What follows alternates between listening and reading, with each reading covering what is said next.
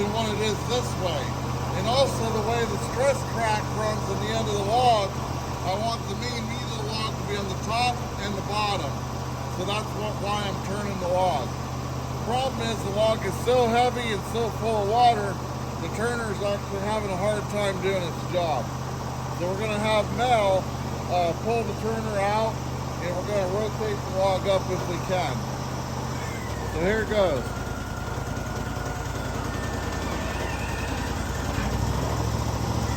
Whoa. I'm going to try this again. Okay. Alright folks, there we are. That's about where we want it. So we got the egg shape. The long part of the egg is towards the top and towards the bottom, and the stress crack is running horizontally. So we'll make our first cut.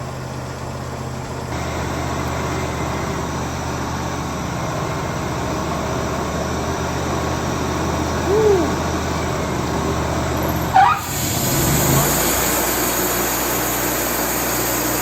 34 inches, folks.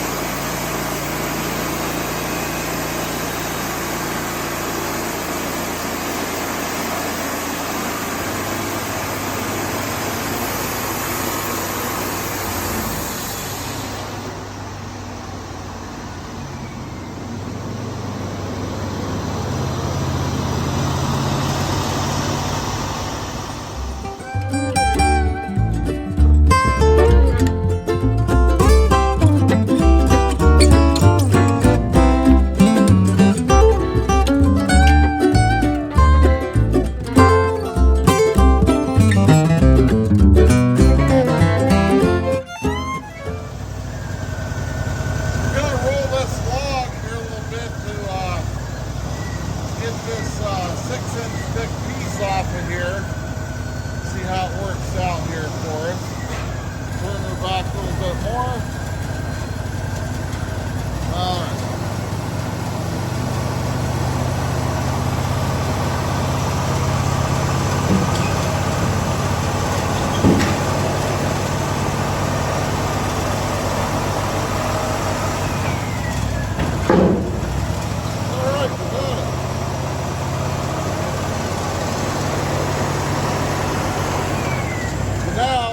Take and flip this piece up and get the last of our slab off of it. And as you guys can see, I can see the stress crack is kind of pointed at a 11 o'clock angle up towards that slab, and that's why it's trying to get those big nice pieces off the top and the bottom of the log. So we're going to make some cuts here, and we'll see. We might even be able to get another 6-inch piece. I don't know. We'll see how it plays out.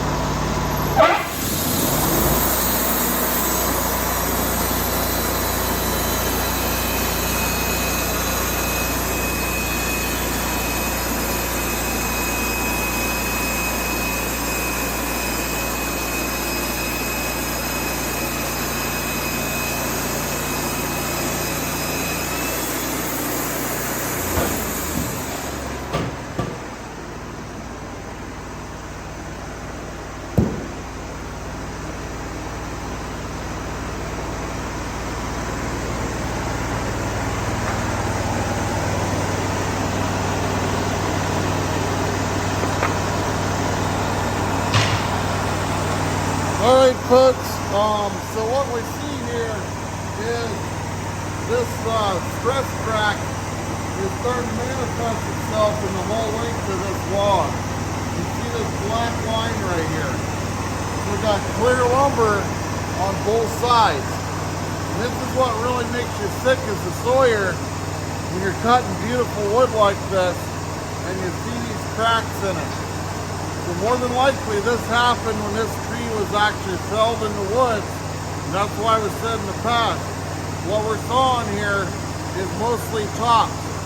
This log here come out of the top of a very large tree. And so you understand these things are over 200 feet tall. And the old boys, when before they fell the tree, they'd actually make a bed for the tree in the woods, an actual bed. They carved it out and they lay that tree right down in there. But still, you end up getting a lot of shake and other stuff like this when she went down. So you got all this shake right here. You see it right here, and this crack right here, which is right in here. So we got to try to avoid this as much as we can. We're going to try to slice some pieces off of this side and over on this side, and probably try and sneak some out of here if we can.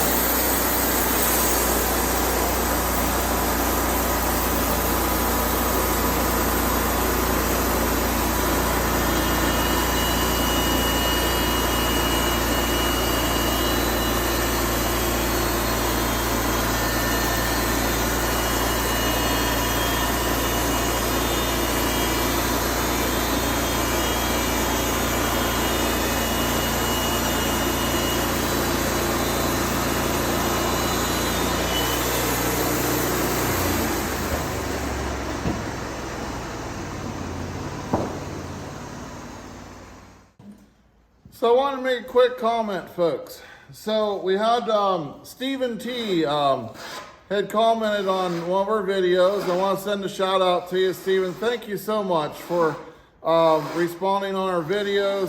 Stephen used to be a saw filer on much bigger saws than this, and so kudos to him. Stephen, it's such a great occupation, and it's actually a truly art to actually hammer and sharpen large band saws. And so, but Stephen had made a comment on the video about me keeping the guides close to the piece of wood. And yes, it is so important, guys, to keep your guides as close to the wood as possible, because it's why it's called a guide. It actually guides your blade. So if you have it out here 4 or 5 inches away from the log, basically, you know, you're letting that narrow band kind of do what it wants to do. And now we run at about 2,800 pounds on the gauge on this thing, but if you don't keep that guide tucked in close, you're going to get weaving and wobbling. I don't care what thickness your blade is. We run an 0.49 1.5 blade. It's made by Keen Saw out of Georgia. Nice gentleman there by the name of Robert. And anyway, so Robert at Keen Saw in Georgia is the guy that actually does our blades. This runs a 177-inch blade on this saw because it's the wide version of the LT40. So anyway, it's very important to keep your saw blade guides tucked in tight.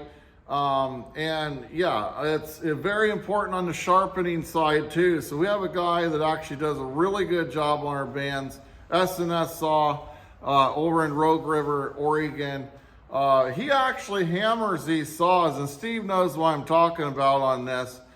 He actually benches these blades and actually retensions the blades and whatever. And Steve knows all the proper terminologies on that. But I can tell you this, he cleans them, tensions them, and resharpens and resets them, and does a really good job. It's one of the reasons why we make spectacular lumber. It's not all on me. Yeah, we're really fussy about our mill and the maintenance and all that stuff.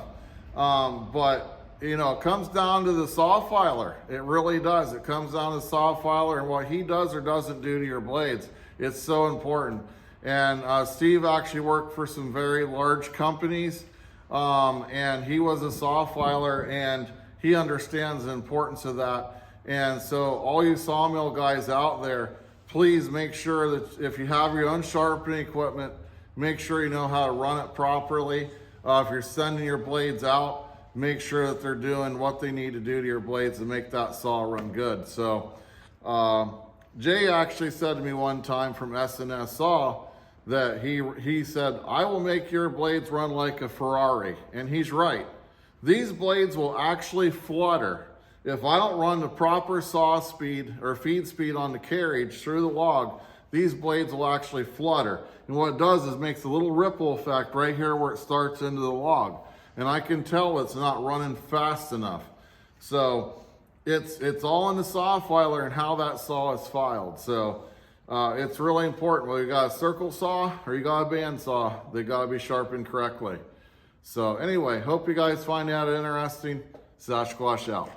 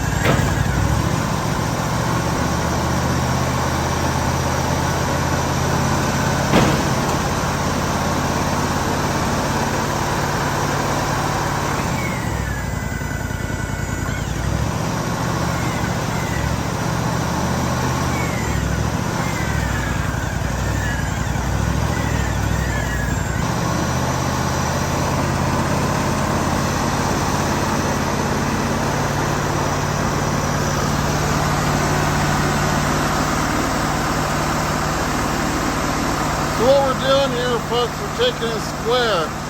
We're squaring this can. This happens on these mills. You have a really big log, when you flip it up the first time to do the second side off of it, sometimes you don't always get square to the head blocks. Also, in these smaller mills, when you're doing big logs like this, it beats the living daylights out of the what we call the head blocks or the backstops, and so it's very hard to keep them square. So that's what we're doing here, is checking the squareness, and I have a way of leveling this out with the actual clamp, so I'll show you. Right there, we're square.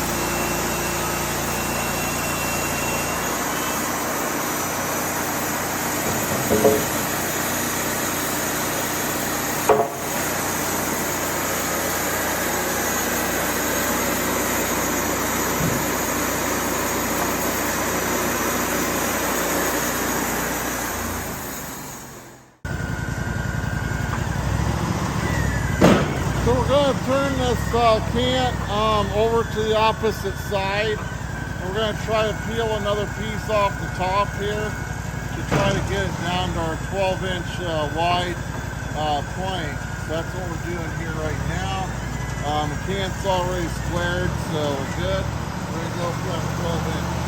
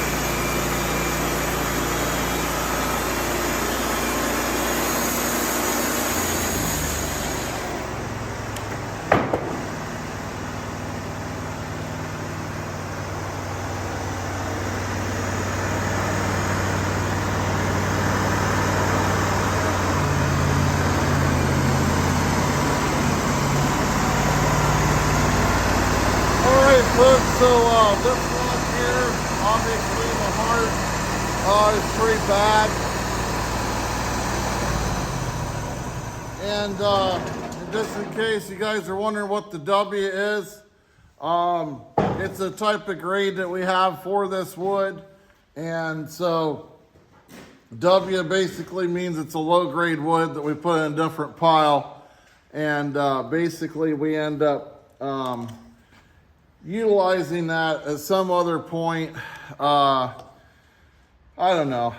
You know, there's like small cuttings in here, and we just don't have time to deal with it here on the mill. So that'll all happen in another process down the line. Once it gets dried, kiln dried, whatever, this material will be utilized in the narrow strips for woodworkers or whatever, for little projects. So I can tell you this, not much goes to waste on this stuff. It's very valuable, and we take it seriously, trying to get everything out of this that we possibly can. So obviously we love the clear material. Everybody likes clear, especially when it's something as rare as Old Growth Redwood. So anyway, this is another extraordinary log, even though we ran into this at the very end. You know, still extraordinary stuff. So anyway, you know, you end up with this. This here now we'll probably put into, we're at a 4-inch thickness on this now, and it's 12 inches wide. So basically we can make risers or something out of this at this point. And so everything gets utilized. Nothing goes to waste in that way there. So anyway, even the sawdust is actually utilized by local folks here that have like little tree farms and whatever, and they use it to get their little trees and stuff started, to put it in, mix it into the soil with fish emulsion and all that kind of stuff. So anyway, everything gets utilized, so that's pretty cool. So anyway, hope you guys enjoyed. Sasquatch out.